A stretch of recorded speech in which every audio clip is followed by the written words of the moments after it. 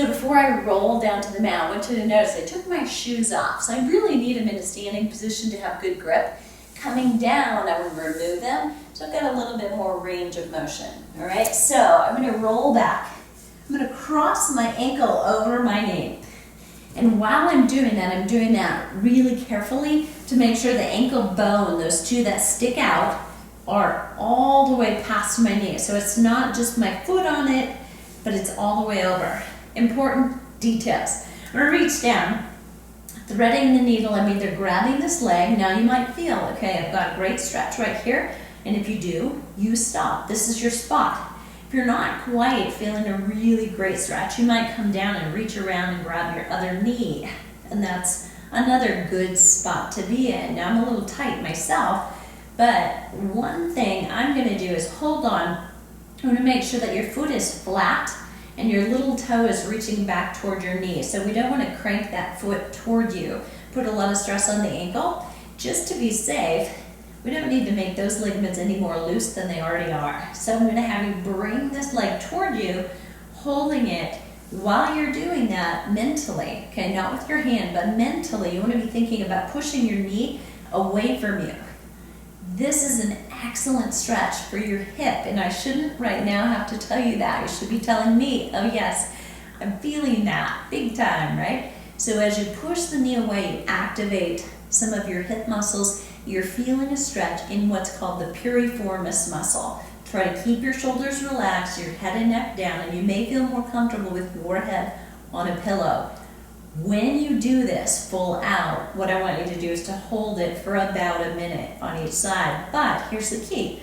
While I'm holding it, it's gotten a little bit easier than it was initially. So now I need to regroup and bring it in a little closer. Push the knee away again.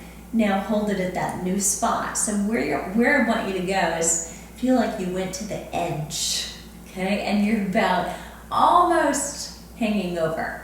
You went to the edge, you can definitely feel the stretch, and if it subsides, bring it back in and stretch again. Don't go too far, so that when you back off right here, you should immediately feel fine. And if you've gone too far, you'll know, right? Ankle all the way across that knee.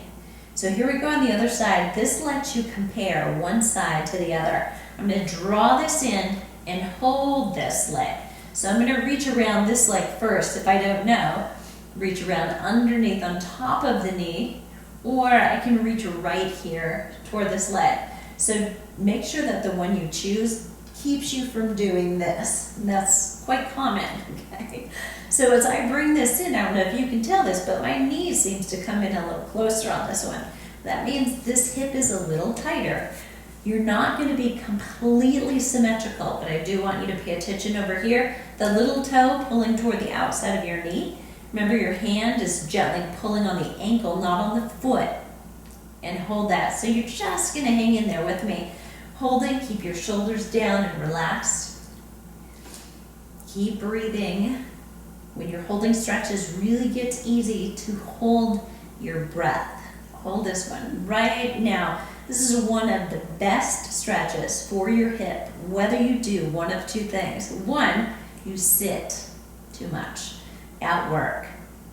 And then maybe you come home and because you're tired and stiff or sore, you sit some more at home. So a lot of sitting can actually get right into that hip, and it can be as devastating as number two if you're really, really active, especially in those high impact repetitive things like running or jumping.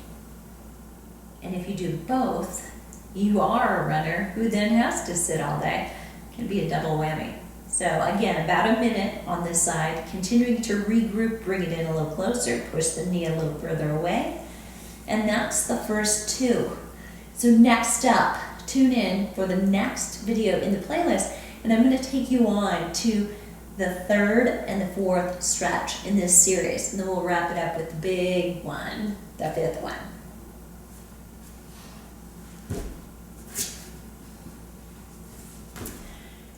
Okay, so, hi, it's Deborah. We're going to go right on, and this is another great hip stretch, but it's greatest after you've done that number 4 stretch. So the first one in this playlist, go back and look at it if you haven't, Because if you've really loosened up your hips, now you're ready for this one. Here's how it goes. So lie down on the floor, do this with me, it'll be easiest. I want you to take your right leg, lift it up, and just cross it over your left foot or your left leg. You're gonna raise your hips up and then move your hips to the right side. So follow my directions here. And then drop your legs, just let them fall over to your left side.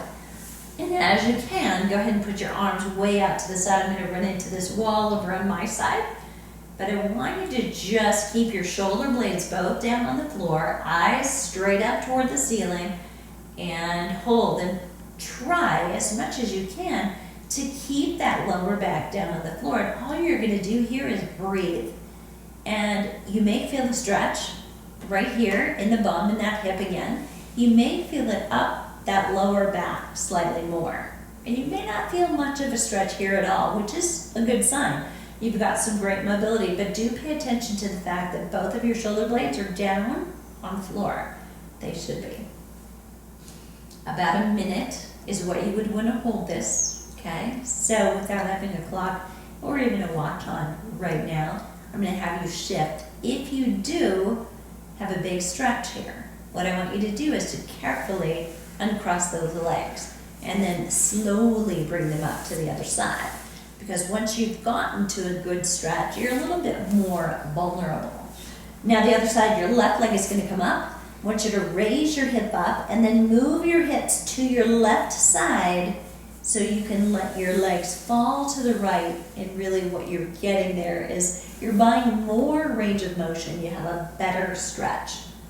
So on this side, for me, you'll have to do your own comparison. I'm feeling a little bit greater stretch. It's a little bit more tender and sensitive up this side. And again, you're not totally symmetrical, so that's perfectly natural. What you do want to do is try to breathe through. And every time you do that, the muscles let go a little bit. They begin to trust that you're not going to push, you're not going to take them too far. It's not going to hurt, but they will release. So you want to go beyond that point where you're feeling something and hold on to that, but do it with an easy, slow, smooth breath. And once you've been there for a minute on that side, you're going to come up and out of it the same careful way, uncross, and bring it back up. So the next one, you're going to take your feet, put them hip width apart. If you're on a yoga mat, that's the perfect width, just about on the edges. You're going to let both of your legs, do this with me, fall to your left side, okay? Now, keep both of your shoulders down on the floor again. Make sure that you're doing that, and you may feel like you're pulling up. If you're moving your legs to the left, your right shoulder blade may come up a little bit. See if you can drop that back down. Maybe not, but try it. Now, if you feel a stretch right here, you're done. You're there. Just hold it. If you're not really feeling a stretch, I'm going to have you take that front ankle and put it on your knee. And you'll feel that right away. You know why. Now you have leverage. You've just used leverage of your own body and that leg to bring a little bit more stretch into that hip. So it may be just here through this hip that you're feeling it. You may, though, be tighter in your back or your hip. And here's the thing. 5 people doing this may feel it 5 different ways. You're going to feel a stretch where you need it the most. So we'd hold this, breathing nice and easy all the way through for 1 minute.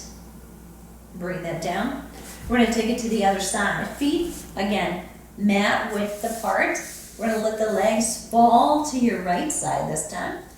Kind of gauge how you feel. So for me, this side feels so much easier. Okay? So it's never quite predictable. Bring your ankle up. Use that for leverage. And then just hold there. So you're not pushing.